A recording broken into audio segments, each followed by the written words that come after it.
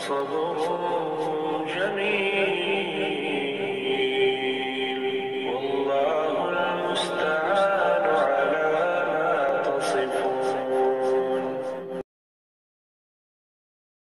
نحمده ونصلي ونسلم على رسوله الكريم. اما بعد فاعوذ بالله من الشيطان الرجيم من همزه ونفخه ونفثه. واستعينوا بالصبر والصلاة وإنها لكبيرة إلا على الخاشعين. اور تم مدد طلب کرو صبر کے ساتھ اور نماز کے ساتھ. وَإِنَّهَا لَكَبِيرَةٌ بے شک البتہ یہ بھاری ہے. إِلَّا عَلَى الْخَاشِعِينَ مگر خشوع کرنے والوں پر، فرما برداری کرنے والوں پر یہ نماز اور صبر بھاری نہیں ہے. گزشتہ درس میں اس بات کا تذکرہ ہو رہا تھا کہ مشکل کی کسی گھڑی کے اندر، پریشانی کی کسی عالم میں آپ اپنے اللہ سے مدد طلب کرنا چاہتے ہیں، گناہوں کی بخشش طلب کرنا چاہتے ہیں، کسی ظالم کے ظلم سے نجات کی درخواست کرنا چاہتے ہیں، کسی بیماری سے شفا چاہتے ہیں، آپ وضو کریں، وضو کرنے کے بعد 2 رکعتیں ادا کریں، پھر اپنے اللہ سے دعا کریں. اللہ آپ کی دعا کو کبھی بھی رد نہیں فرمائے گا. اس پر کچھ واقعات ہم نے ذکر کیے.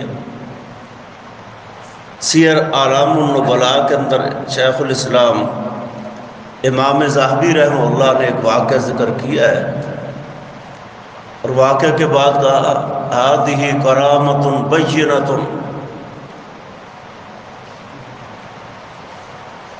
انس رضی اللہ تعالی عنہ بڑے جلیل القدر صحابی ہے، خادم رسول ہے.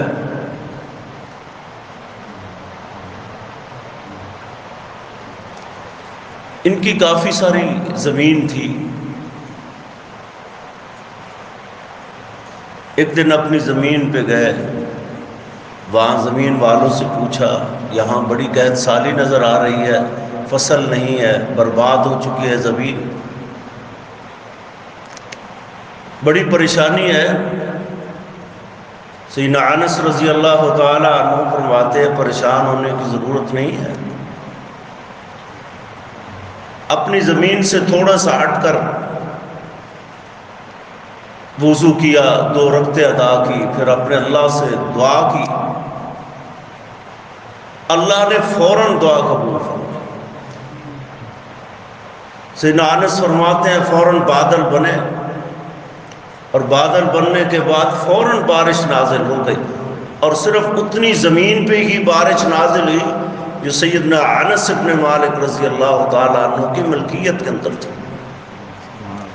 اگر قحط سالی کا کلکمہ چاہتے ہیں، خوشحالی چاہتے ہیں، باران رحمت کے نزول کے لیے درخواست دینا چاہتے ہیں، تو سب سے پہلے باوضو ہو کر 2 رکعتیں اپنے اللہ کے حضور ادا کریں، پھر آپ دعا کریں، دیکھیں آپ کی راحت کیسے رد ہو جاتی ہے. آج کتنے لوگ پریشان ہوتے ہیں، مختلف پریشانیوں کے اندر مبتلا ہے، کوئی بیماری کے اندر مبتلا ہے، کوئی معاشرتی وجوہات ہے، کوئی اور کتنی پریشانیاں ہیں. انسان ہر وقت پریشان حال رہتا ہے. آئیے ان پریشانیوں سے نجات کے لیے اللہ نے ایک آسان ترین ذریعہ اور سبب بتلایا. وَاسْتَعِينُوا بِالصَّبْرِ وَالصَّلَاةِ وَإِنَّهَا لَكَبِيرَةٌ إِلَّا عَلَى الْخَاشِعِينَ. یہ نماز ایک بہت بڑا ذریعہ ہے اللہ کی قربت کا، اللہ سے رابطے کا، اللہ کی رضا اور خوشنودی کا ایک بہت بڑا ذریعہ اور باعث ہے. اس کے اندر اللہ نے بڑی حکمتیں رکھی ہیں، بڑی حکمتیں رکھی ہیں، بڑے راز رکھے ہیں. کاش اللہ مجھے اور آپ کو ان کی سمجھ نصیب فرما دیتا. وَإِنَّهَا لَكَبِيرَةٌ إِلَّا عَلَى الْخَاشِعِينَ. بظاہر تو یہ نماز بڑی بھاری لگتی ہے، اور بالخصوص منافقین پہ یہ نماز بڑی بھاری لگتی ہے۔ نبی رحمت صلی اللہ علیہ وسلم کی صحیح حدیث آپ نے فرمایا ان اثقل الصلاۃ علی المنافقین، منافقوں پہ یہ نماز بڑی بھاری ہے، بالخصوص یہ عشاء اور صبح کی نماز بڑی بھاری ہے۔ اور صحابہ دیکھتے تھے صبح اور عشاء کی نماز میں کون آیا ہے، اگر کوئی آ جاتا تو سمجھتے یہ مومن مخلص آدمی ہے، اگر کوئی نماز عشاء اور صبح کی نماز کے اندر حاضر نہیں ہوتا تھا تو سمجھ جاتے یہ منافق انسان ہے، جو بظاہر تو لا الہ الا اللہ پڑھنے والا ہے لیکن اندر سے اللہ کے احکامات کی تصدیق نہیں کرنے والا۔ یہ نماز جو ہے لیکن خشوع اور خضوع والے، اللہ سے ڈرنے والے، اللہ کے مطیع اور فرما بردار اطاعت گزار جو ہے لوگوں، ان پہ یہ نماز بھاری نہیں ہے، بلکہ نماز ہی تو ان کی رونق ہے، نماز ہی تو ان کا لطف ہے، نماز ہی ان کا سکون ہے، نماز ہی تو ان کا چین ہے۔ ایک نماز پڑھتے ہیں دوسری کے انتظار کے لیے پریشان رہتے ہیں، کب دوسری نماز ہوگی، اللہ سے دوبارہ رابطے کا ذریعہ بن جائے گا۔ یہ دن اور رات کے 24 گھنٹوں کے اندر جو ہے اپنے اللہ سے رابطے کا ایک بہت بڑا ذریعہ ہے یہ نماز، اور وہ اللہ سے کتنے ڈرتے تھے۔ قد افلح المؤمنون الذین هم فی صلاتهم خاشعون، یہ 18واں پارہ ہے، پہلا رکوع آپ پڑھ کر دیکھیں، مومن بے شک کامیاب ہو چکے ہیں۔ ان کی کامیابی کا ایک بڑا راز، پہلا سبب کیا ہے؟ الذین هم فی صلاتهم خاشعون، جب وہ نماز پڑھتے ہیں اتنے خشوع کے ساتھ، اتنے خضوع کے ساتھ، اور اپنے اللہ سے اتنا ڈرتے ہوئے نماز پڑھتے ہیں کہ ان کے رونگٹے کھڑے ہو جاتے ہیں۔ آئیے نبی رحمت صلی اللہ علیہ وسلم جب رات کے وقت کھڑے ہوتے قیام اللیل کرتے، رات کھڑے ہوتے قیام کرنا شروع کرتے، آپ کے جسم پہ کپ کپی طاری ہو جاتی، اور آپ اتنا روتے تھے، اور آپ کے جسم سے، آپ کے پیٹ سے اس طرح آواز آتی تھی جس طرح کہ ہانڈی کے ابلنے کی آواز انسان کو سنائی دیتی ہے۔ حتیٰ مرمت کا دماغ ہو، آپ اتنا لمبا قیام کرتے آپ کے پاؤں مبارک سوج جایا کرتے تھے، ان پر ورم آ جایا کرتا، اتنا اللہ کا ڈر اور خوف تھا۔ حالانکہ آپ تو معصوم عن الخطا تھے، آپ کے تو پہلے اور بعد کے سارے گناہوں کو اللہ نے معاف فرما دیا تھا، اس کے باوجود جو ہے ان کے ڈر اور خوف کا یہ عالم تھا۔ نبی رحمت صلی اللہ علیہ وسلم کی حدیث ہے، ترمذی وغیرہ کے اندر آتی ہے، ان الجنت بین الرجاء والخوف، آپ اپنے اللہ سے نا امید بھی نہ ہوں، ہمیشہ امید بھی رکھیں، اور ساتھ ساتھ اس کا ڈر جو ہے وہ بھی اپنے دل کے اندر رکھیں۔ اس ڈر اور امید کے درمیان تو اللہ نے جنت رکھ دی، نہ مایوس ہو جائیں، مایوسی بھی کفر ہے، اور نہ اتنا بے خوف اور نڈر ہو جائیں کہ تمہارے دل سے اللہ کا ڈر اور خوف ختم ہو جائے۔ یہ دونوں چیزیں نہیں ہونی چاہیے، بلکہ اللہ سے رحمت کی امید بھی ہونی چاہیے اور اس کے عذابوں کا ڈر بھی ہونا چاہیے۔ ان دو چیزوں کے درمیان اللہ نے اپنی جنت رکھ دی۔ آئیے سنن نبی داؤد کے اندر، مسند احمد کے اندر مشہور حدیث ہے واقعہ ذات الرقاع کے اندر، ایک سفر پہ نبی کریم صلی اللہ علیہ وسلم اور صحابہ جا رہے تھے، جاتے جاتے دوران سفر ایک صحابی نے ایک مشرکہ عورت کو قتل کر دیا۔ اب پریشانی لاحق ہو گئی کہ ہو سکتا ہے رات جب ہم پڑاؤ کریں، کہیں رہائش رکھیں، آرام کرنے کے لیے کسی جگہ کا انتخاب کریں، تو ہو سکتا ہے اس مشرکہ مقتولہ کا خامد آ کر مسلمانوں پہ حملہ آور ہو جائے، صحابوں پہ حملہ آور ہو جائے۔ تو نبی کریم صلی اللہ علیہ وسلم نے اس چیز کو ملحوظ خاطر رکھتے ہوئے فرمایا کہ دو شخص تم میں سے کون ہے جو آج کی رات صحابہ کا پہرا دیں؟ میں یقنا اليوم، ایک مہاجر کھڑے ہو گئے اور ایک انصاری کھڑے ہو گئے۔ دو شخصوں نے، دو صحابیوں نے کہا اللہ کے حبیب ہم پہرا دینے کے لیے تیار ہیں۔ نبی رحمت صلی اللہ علیہ وسلم اور صحابہ جو آرام کی نیند سو گئے، دن کی تھکاوٹ تھی، سفر چل چل کے، یہ آپ دیکھیں نا بڑا سخت ترین پتھروں پہ چل چل چل چل کے آپ کے صحابہ کے پاؤں جو ہیں وہ زخمی ہو گئے، ان پر پٹیاں باندھ دیں، اس لیے تو اس کو ذات الرقاع کہتے ہیں نا۔ اس حد تک جو ہے وہ پاؤں خون آلود ہو گئے، پاؤں زخمی ہو گئے، پٹیاں باندھ باندھ کر سفر کر رہے ہیں۔ اتنی مشکلات ہیں. رات جب تھوڑا ٹائم گزرا تو اس مشرکہ مقتولہ کا، جو عورت قتل ہو گئی تھی، اس کا خامد مسلمانوں پہ حملہ کرنے کے لیے آ گیا.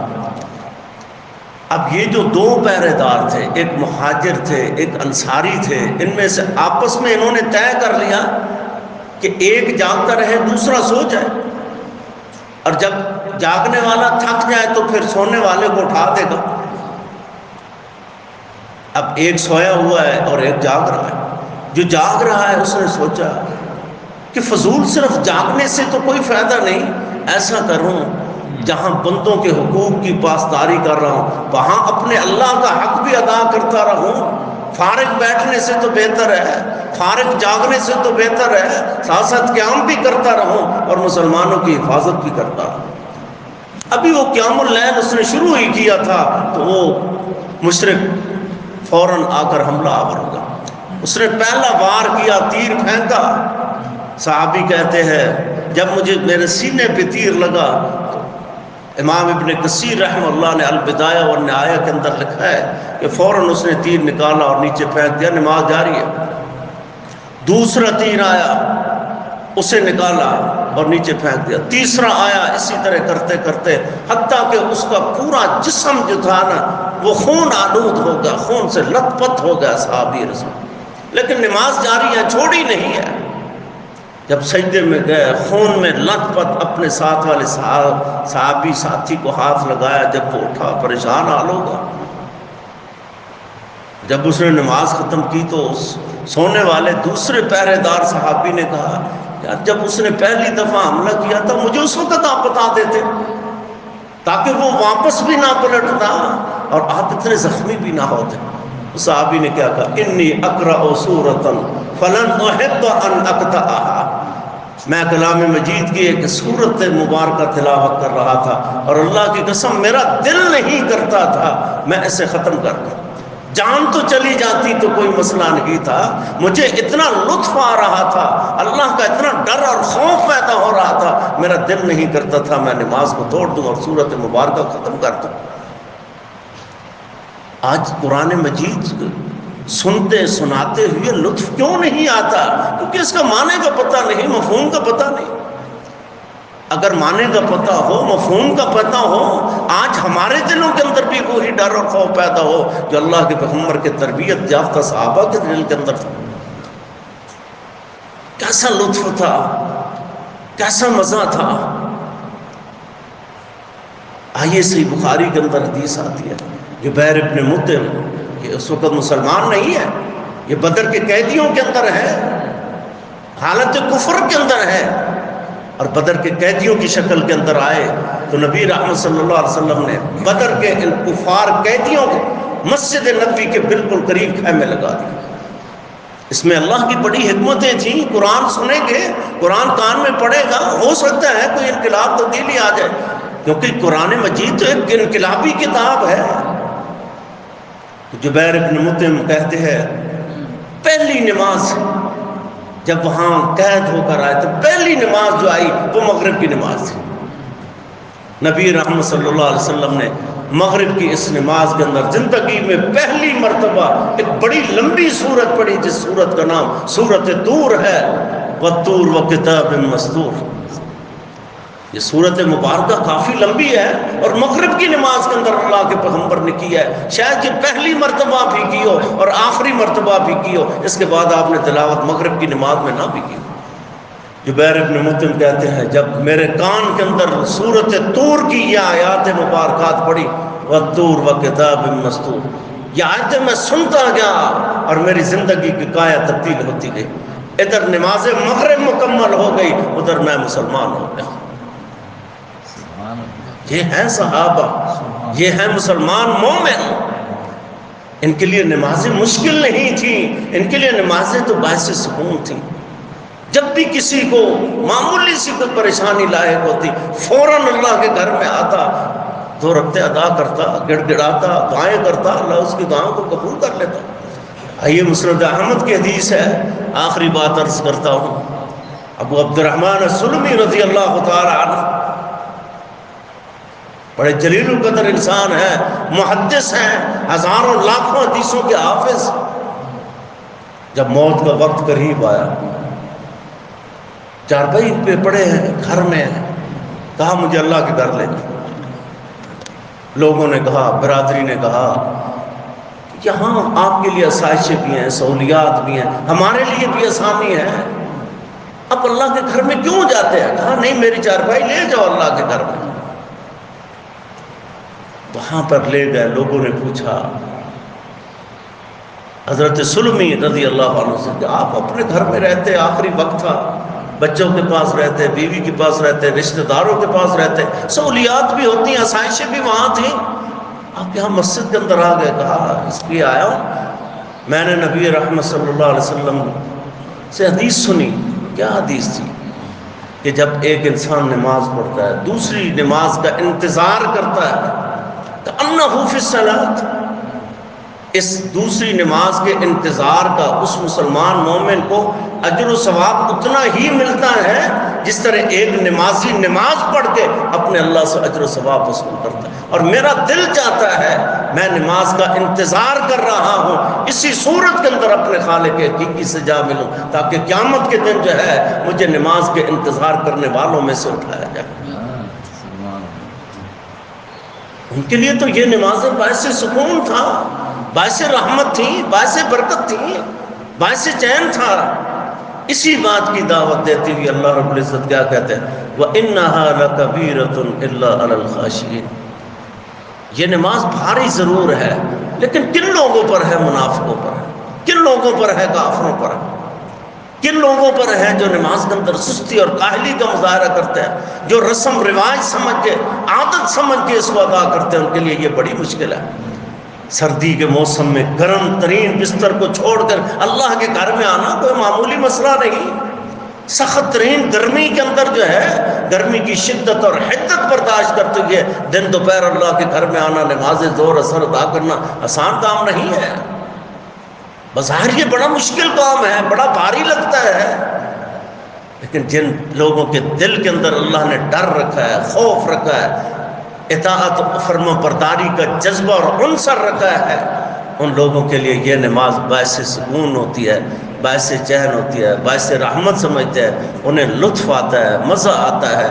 اللہ رب العزت سے دعا ہے اللہ مجھے اور آپ کو اس پہ عمل کی توفیق نصیب فرمائے، زندہ رکھے کتاب و سنت. اللہ